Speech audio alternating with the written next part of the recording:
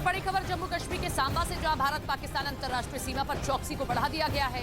Tawang sector में चीन के साथ झड़प के बाद भारत पाकिस्तान अंतर्राष्ट्रीय सीमा पर हाई अलर्ट घोषित कर दिया गया है, जिसके बाद से बीएसएफ के जवान लगातार सीमा के साथ लगी तारबंदी के गश्त करते हुए दिखाई दिए हैं।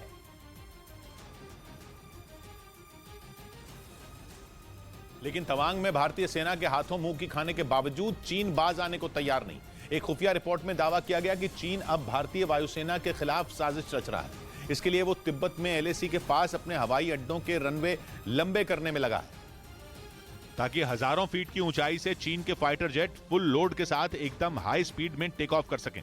चीन ने यह तैयारी अभी शुरू नहीं की है, बल्कि वो पिछले 5 साल से एलएसी के पास अपनी वायुसेना के लिए काम करने में जुटा है। 5 साल पहले 2017 में डोकलाम हुआ था। वही डोकलाम जहां 73 दिनों तक भारत और चीन की सेना आमने सामने थी और फिर चीन को अपने कदम पीछे खींचने पड़े थे।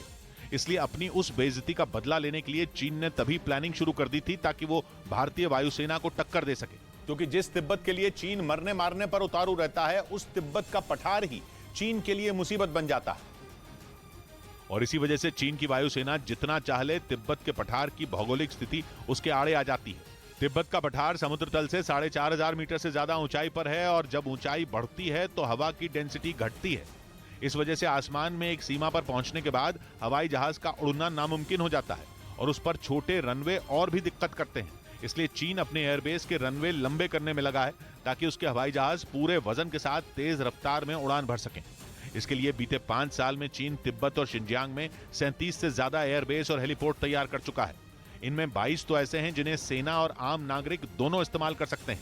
लेकिन चक्कर ये है कि चीन के लड़ाकू विमानों को ज्यादा ऊंचाई वाले इलाकों में जंग लड़ने का कोई तजुर्बा नहीं है।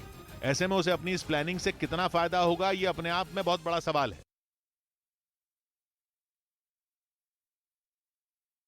की खोज नहीं हुई, जबकि बढ़ती आबादी की वजह से ईंधन की मांग तेजी से बढ़ रही है। ऊपर से उसका विदेशी मुद्रा भंडार भी खत्म होने की कगार पर है। ऐसे में वो चाहकर भी बाहर से तेल और गैस। न्यूयॉर्क से, जहां पर यूएनएससी में भारत की स्थायी सदस्यता का ब्रिटेन, फ्रांस और यूएई ने समर्थन किया है और इन तीनों देशों ने कहा है कि वो भारत को यूएनएससी का स्थायी सदस्य बनाने के पक्ष में है। अमेरिकी पहले से ही भारत की सदस्यता का समर्थन कर चुके हैं।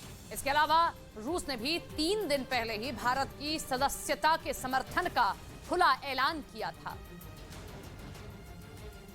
ये बड़ी खबर आप देख रहे हैं, जहां पर स्थायी सदस्यता भारत को मिले, इसके लिए दुनिया के सभी बड़े और ताकतवर देश भारत का समर्थन कर चुके हैं, जिसमें अमेरिका, रूस और यूएई अपना समर्थन भारत के लिए दे चुका है। ब्रिटेन और फ्रांस ने भी अपना समर्थन भारत की स्थायी सदस्यता के लिए दर्ज कराया है।